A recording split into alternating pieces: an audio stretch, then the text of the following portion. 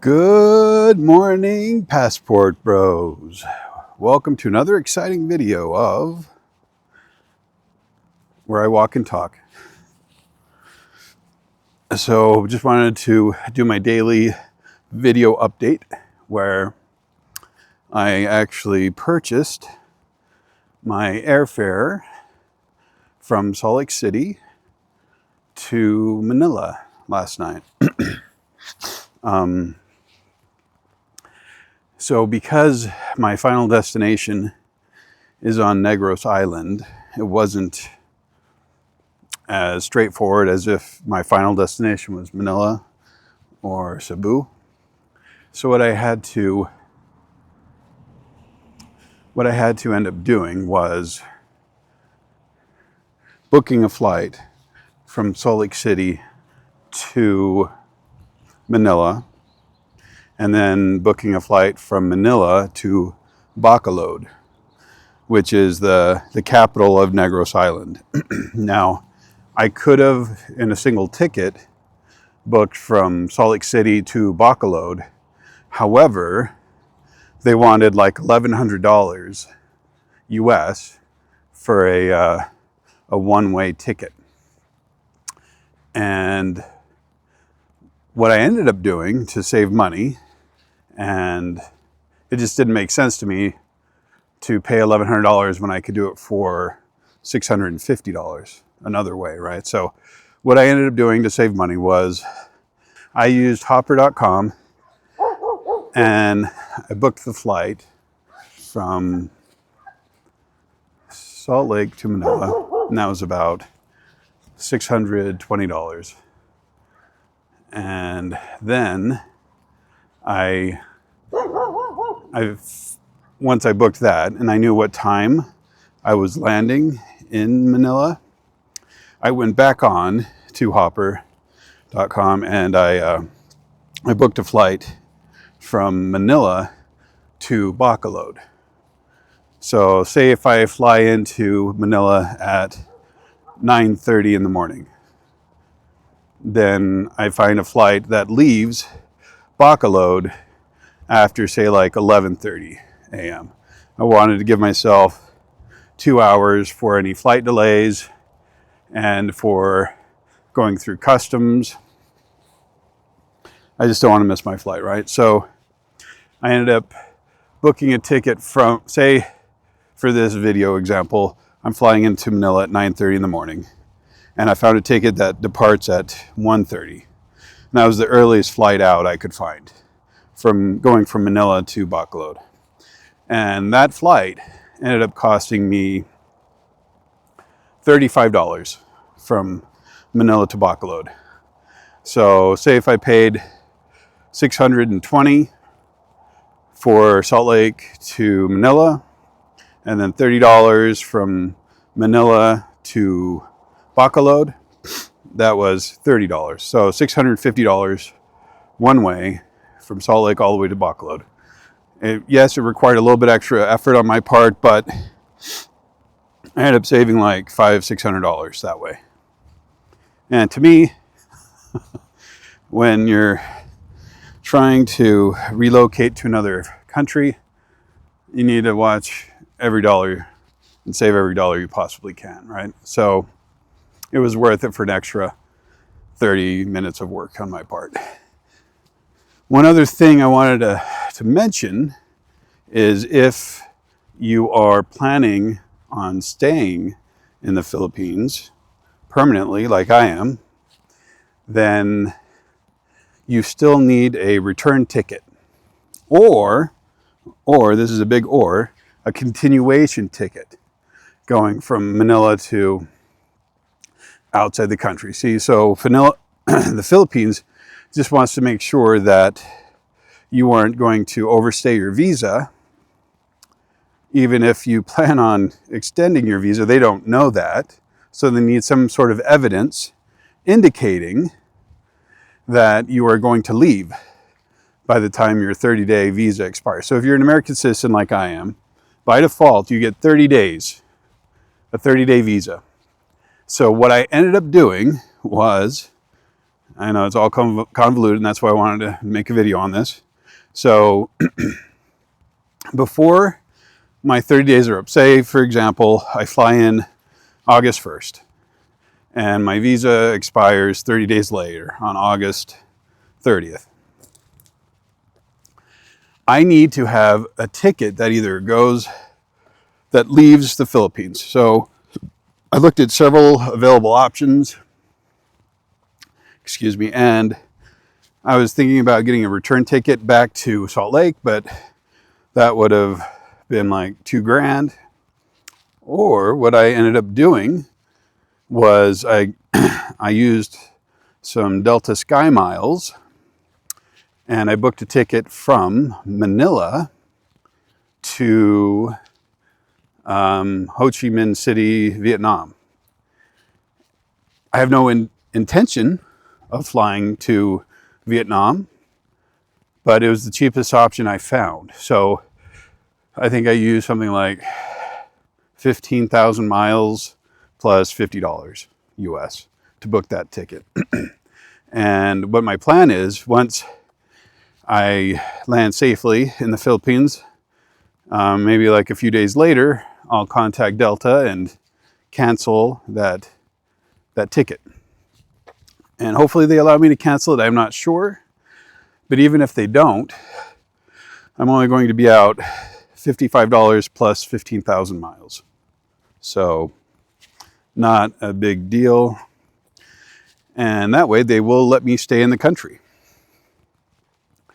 So yeah, it took me several hours to figure out this loophole because it's not very clear. I've had to watch many different YouTube videos and go on the Filipino government website and blah, blah, blah. It was a bit of an ordeal. So hopefully this video will help you save time and money if you plan on moving to the Philippines. Now, obviously, this won't concern you if you're going for a 30-day vacation. But even if you're wanting to go for 2 or 3 months to the Philippines, you will need to do this. Obviously, if you're going for 2 or 3 months, you will want to book a ticket directly to return back to your home in America. In my case, that'd be Salt Lake City. So I would book from Salt Lake City to Manila, and then whenever I wanted to return, say 2 or 3 months later, then I would book the round trip ticket. So that's common sense, but just thought I would mention that. So what else can I talk about today? Oh, so when I booked the ticket, I told my Filipina, and she was very excited. She was, we've almost been together a whole year, right? And most of it has been LDR. And she's getting to the point where she's a little frustrated, wondering if I am genuinely going to move to the Philippines. And I originally told her I was going to move out there in February of this year.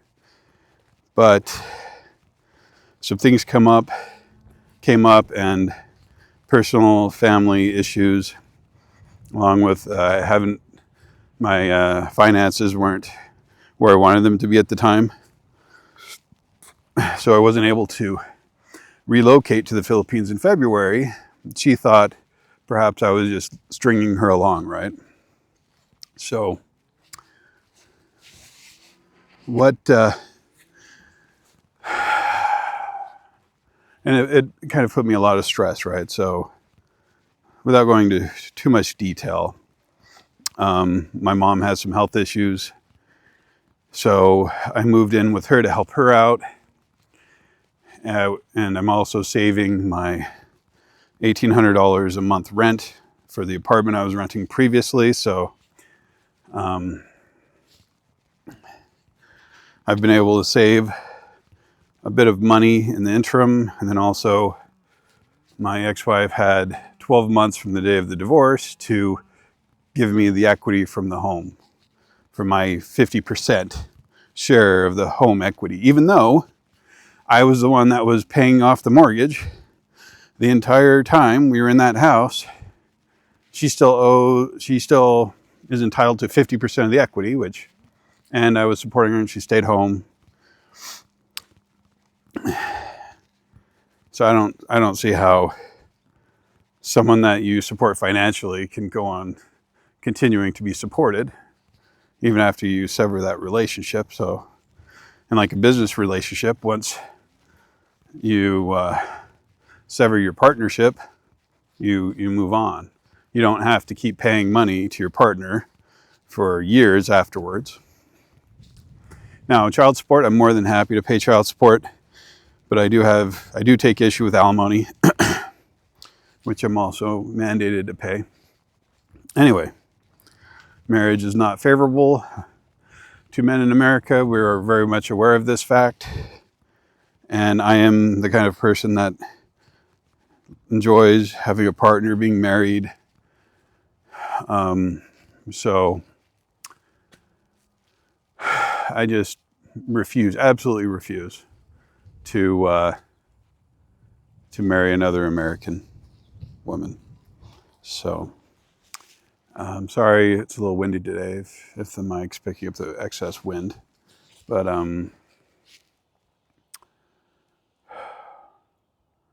needless to say, my Filipina is very excited that I finally bought the airfare, and we have a date scheduled where I'm moving, and now I've got a long list of things I have to go through. Like, I need to sell my car, I need to pay off my debt. I want to move over there with zero debt, right? And once I get paid out my equity, I'll pay off all my credit cards and all my debt. So it's basically starting off with a clean slate, right?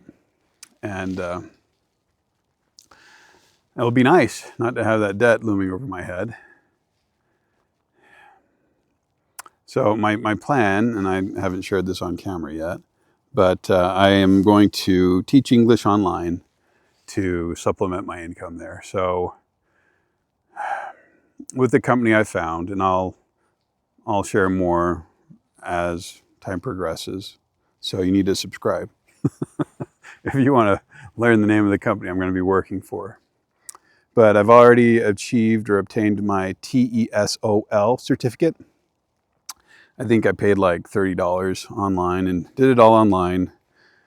And a lot of these reputable secondary, or a lot of these companies online where you're teaching English to young children, they want you to have this license. So it's a must-have.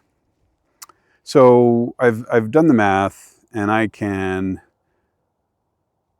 provide roughly $1,200 a month working 20 hours a week. And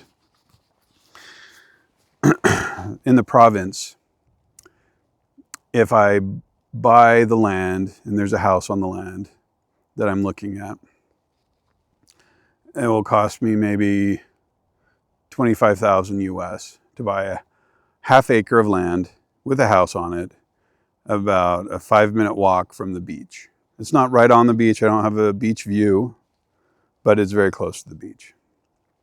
And for this price, I think it's well priced, and it's also across the street from the school where my fiance went to grade school, and close to her high school, right? So I'd be able, I'm planning on having children with my Filipina,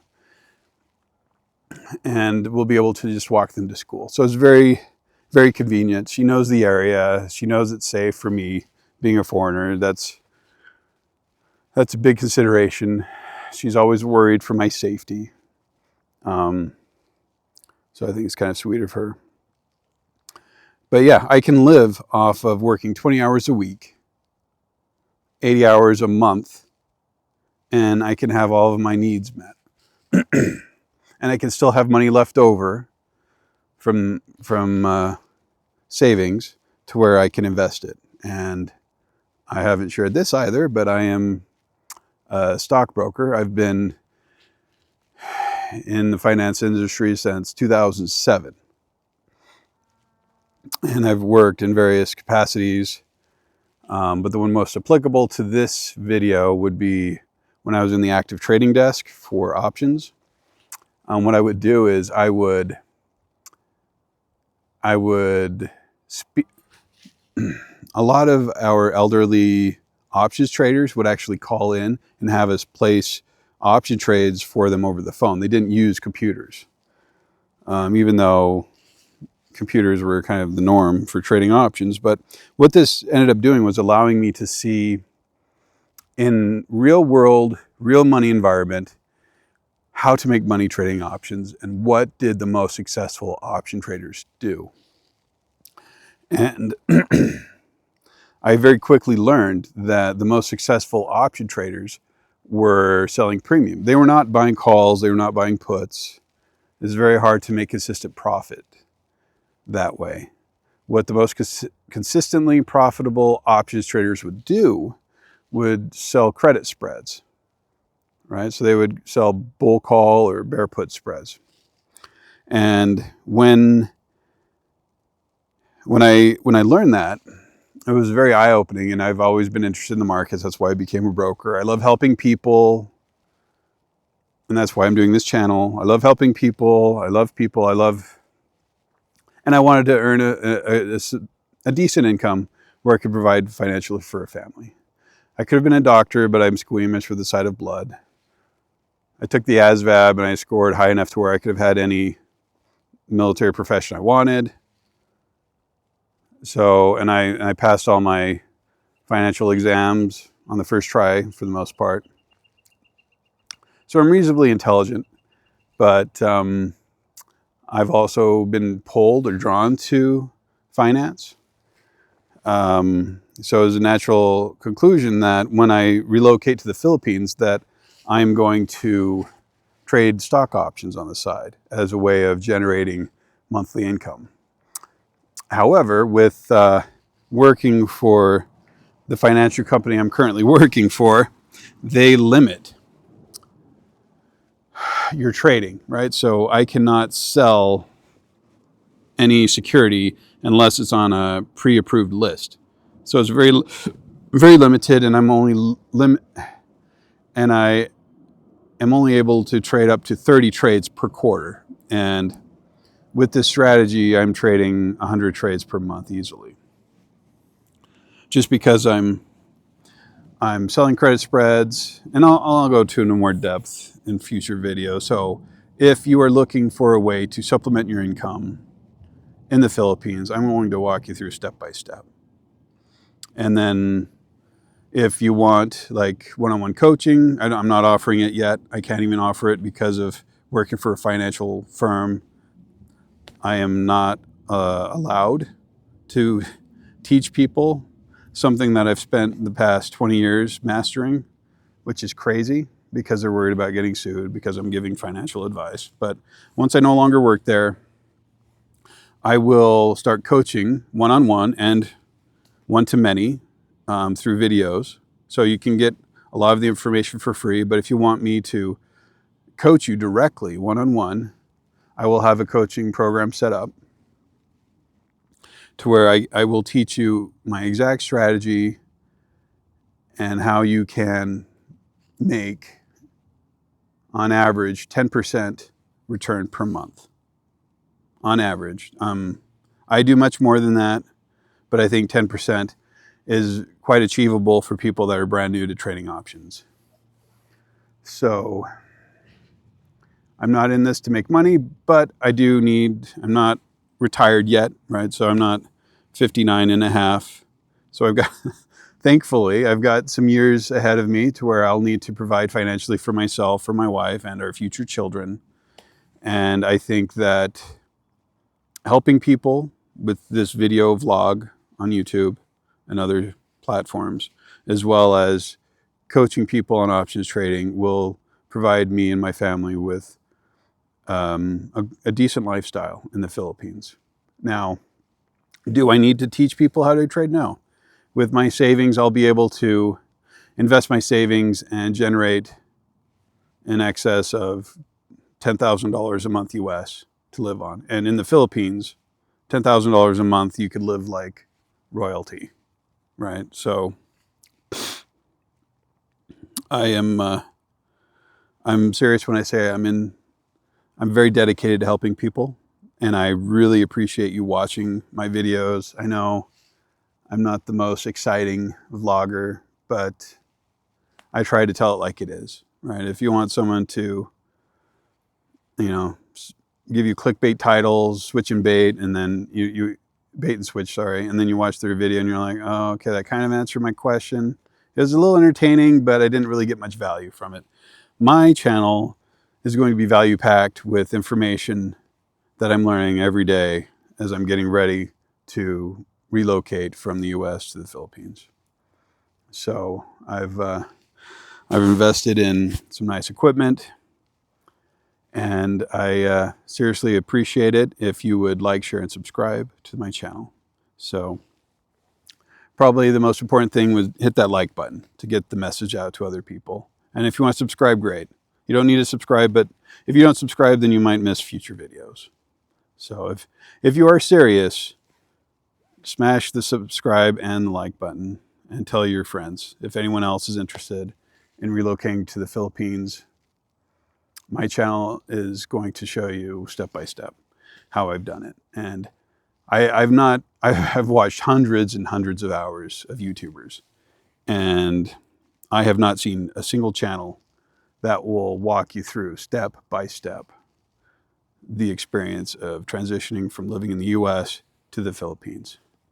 So yeah, it's going to be quite the adventure, and that's why I named the channel Passport Bros Adventures, because you're going to see the adventures I'm going through for the next foreseeable future. I don't know how long this channel will stay around, but the more subscribers, the more likes I get, that will give me the motivation I need to continue making these daily videos.